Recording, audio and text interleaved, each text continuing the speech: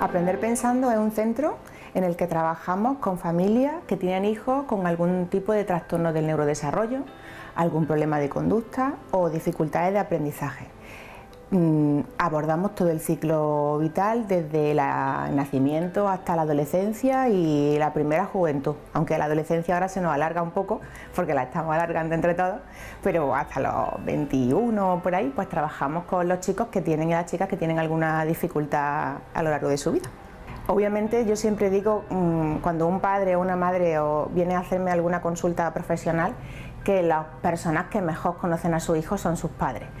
Pero el venir aquí le da la oportunidad de conocerlo técnicamente, de entender cómo es su temperamento, de entender cómo es su estilo de hacer las cosas, de cuáles son sus capacidades cognitivas, qué le va a permitir hacer este predisponente, ¿no?, con el que nacen y poder ajustarse con ello y que la convivencia familiar sea agradable, ¿no?, y sea funcional y que disfruten unos de otros.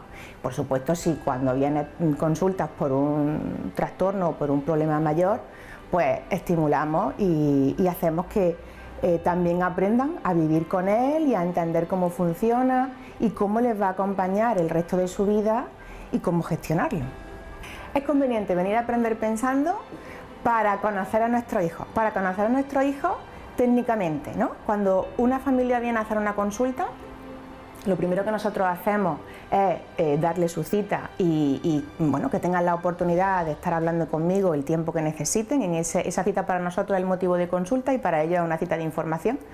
Lo que hacemos ahí es explicarle cómo trabajamos y fundamentalmente yo siempre se lo digo, ¿no? Ellos vienen con una demanda y yo les planteo que las personas que mejor conocen a su hijo son ellos, son los padres, pero venir aquí les va a ofrecer la oportunidad de conocerlos técnicamente, de saber cuál es su predisponente en lo que en el futuro va a ser su personalidad, ¿no?, su estilo de gestión personal, y también ese predisponente de funciones cognitivas que son las que se van a encargar de ayudarlos a aprender, de hacerlos más reflexivos, más impulsivos, de que tengan posibilidades de resolver las situaciones de su vida de una manera ajustada, ¿no? Entonces, el venir aquí le ayuda a entender eso para poder hacer su tarea educativa, ¿no?, que es enseñarlos a desenvolverse funcionalmente en la vida. Si además de eso, pues los niños presentan algún trastorno del neurodesarrollo o de la conducta,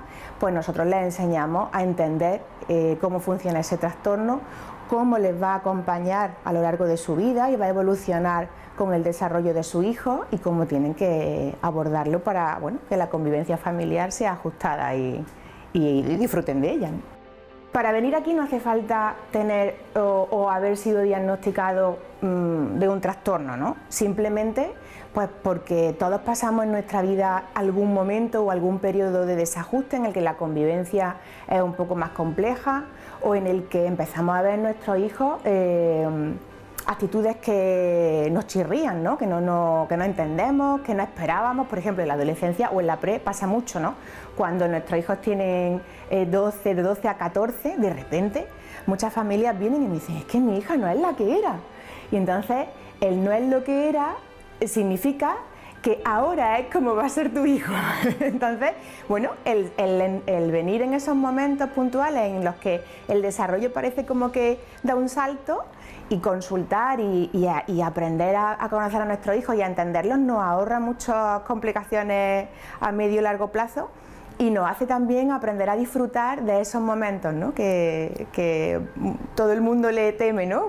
Cuando lleguen a la adolescencia nuestros hijos, uy, los temidos 2 años, y yo digo, bueno, se teme lo que se desconoce, con lo cual vamos a venir a conocerlo y a saber cómo lo podemos abordar, ¿no?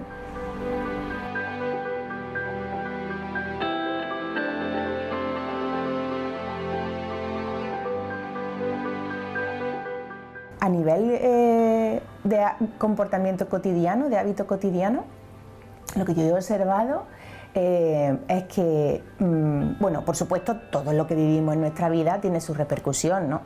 Y todas las personas, de alguna manera, han integrado esa experiencia de vida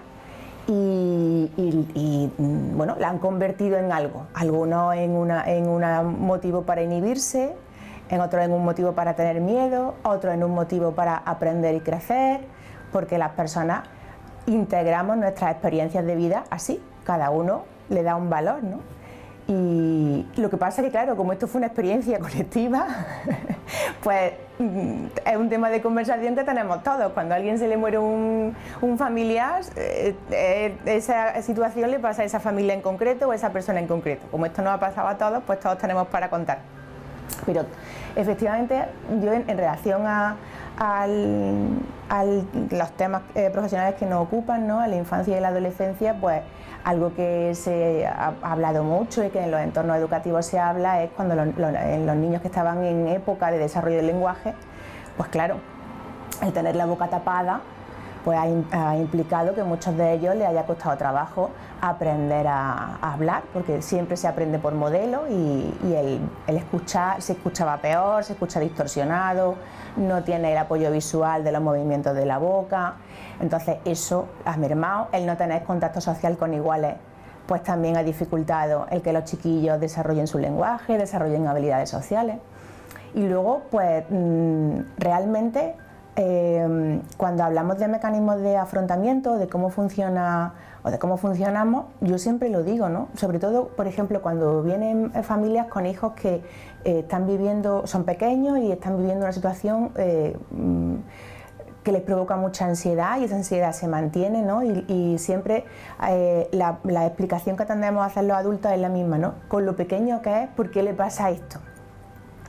Entonces, realmente, la explicación que yo doy todos somos biología, ¿no? Los cuerpos funcionan igual de bebé, con 2 años, con 6, con 50, entonces el mecanismo que el cuerpo tiene para reaccionar ante las situaciones de agresión o en las que tenemos que ponernos en marcha para propiciarnos un cuidado, ¿no?, o una salvación, la reacción es la misma. Entonces todos hemos tenido esa repercusión. Los pequeños, pues por ejemplo en el tema del lenguaje, los adolescentes pues en el tema de las interacciones sociales, ¿no?, en la construcción de la afectividad, de los lazos afectivos con familias tensas, porque hemos pasado muchos meses que no podíamos verlos y si los hemos podido volver a ver no los podíamos tocar. Si los chicos estaban en los momentos evolutivos de aprender según qué hábitos, pues esos hábitos han estado mermados durante mucho tiempo, ¿no? Como todo en la vida, forma parte de nuestra historia de vida. O sea, quiero decir que es como, por lo que empezó diciendo, ¿no? Yo cuando hablo con las personas y han vivido una situación de malestar o de trauma o algo que no se esperaban, entonces eso genera una reacción de malestar. Normalmente tendemos a decir, lo voy a superar, ¿no? O es que lo tienes que superar. Digo que me apego mucho, que soy mucho de utilizar el lenguaje y el significado de las palabras como recurso de trabajo, pues no me cabe la palabra superar, porque entiendo que las cosas no se superan, sino que tú aprendes a vivir con ello. Claro, el efecto, como hemos dicho antes, que somos biología, pues dependiendo de la biología que tenemos, del temperamento que tenemos, del contexto hasta que vivimos esa situación, lo que nos ha propiciado de aprendizaje, pues si la persona tiene recursos fuertes para afrontar, le será más fácil integrar una situación desagradable como fue la pandemia y todo lo que originó, pues integrarlo como algo para aprender que te hace más fuerte. Si la persona tiene unas características en su temperamento de más fragilidad, por ejemplo las personas que son tímidas, que son inseguras, pues el uso de la mascarilla a nivel social le ayuda a estar protegido. Entonces hay muchas personas que no se quieren quitar la mascarilla o que no dejan de usarla, no solo por el miedo al contagio, sino porque les ayuda socialmente a sentirse más seguros. Entonces todo eso son repercusiones y a nivel afectivo fundamental. O sea, estamos teniendo y de aprendizaje de contenidos curriculares. Muchas de las consultas que han venido después del confinamiento, este ha sido un factor más. O sea, nosotros en nuestro trabajo no utilizamos las reglas de la causalidad para explicar lo que le pasa a una persona, porque es fruto de la interacción de muchos factores. Pero este factor está porque está en la vida de las personas también, y es otro factor que explica y que apoya lo que desde el final del confinamiento vienen las familias a consultar. se puede venir a consultar y a buscar recursos. Luego también el miedo a la enfermedad y cómo cada uno ha gestionado ese miedo, pues también hace que, bueno, que el adulto es modelo de gestión siempre para un hijo o para cualquier menor que tengamos cerca. Y entonces si el adulto lo ha vivido con mucha angustia, la angustia le ha hecho desarrollar muchos comportamientos a lo mejor de limpieza o de limpieza muy, muy frecuente, o hay personas que actúan de manera muy sobreprotectora, ¿no? con los hijos y en este caso pues ha sido un ámbito más para proteger. Entonces pues claro, eso también ha podido quedarse como parte de la persona, ¿no? Y luego, como no paramos de recibir información de que el virus no se va, pero es que no se va a ir. Yo creo que es que la situación, llegado un momento, pues tenemos que aprender a integrarlo, ¿no? Y a aprender a vivir, y habrá momentos en los que a lo mejor tenemos que ponernos la mascarilla por prevención o no, o bueno, eso ya ahí la OMS que nos diga que tenemos que hacer, pero realmente, bueno, es un hecho más que tenemos que integrar en nuestra vida, mientras que lo hagamos con más naturalidad, pues va a ser mejor para nosotros y también para nuestros hijos.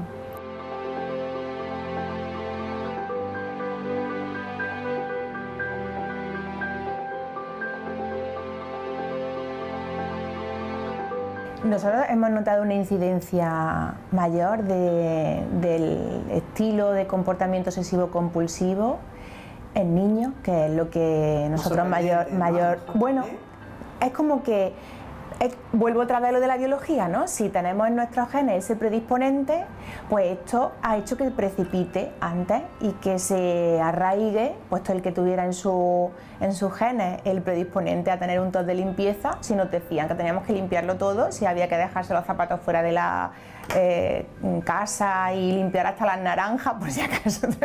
Claro, entonces, claro, eso ha sido el caldo de cultivo fenomenal. Y luego, pues los chicos han venido aquí, nosotros hemos tenido bastante incidencia de ese estilo obsesivo-compulsivo que a lo mejor han visto en los adultos, o que, bueno, pues la genética está ahí, a lo mejor el padre o la madre tenían ese predisponente, pues los hijos también lo viven y entonces se refuerza.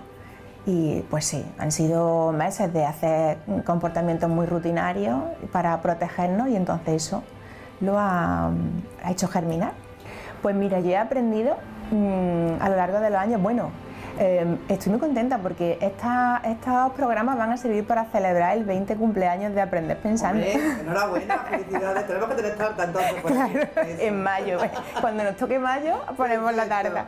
Pero sí es verdad que en estos años de experiencia profesional yo he aprendido que las personas somos como el agua de un río, ¿no? Entonces el cauce tiene un recorrido y ese recorrido va a estar siempre, y cuando hay riachuelos que se secan y se hacen construcciones en esos cauces pensando que ya el agua va a desaparecer, el agua vuelve a buscar su camino. Entonces las personas somos así, y el recurso es aprender a entendernos. Mira, muchas veces, sobre todo cuando trabajamos con adolescentes, algo que yo insisto mucho a las familias, porque hay veces que ellos tienen sus reticencias, ¿no?, en contarle al niño pues si tiene una dificultad o no. Digo, es que el recurso, el mayor, más potente, más poderoso que tenemos las personas es conocernos, conocer nuestras características. Entonces, si tú sabes cómo eres, si las características de tu personalidad tienen un nombre, pues hay que ponerle ese nombre, y ellos tienen que saber cómo eso afecta a su vida. Y la solución viene no porque nos quitemos nuestra forma de ser, porque eso es imposible, viene porque aprendamos a entenderlo y a gestionarlo.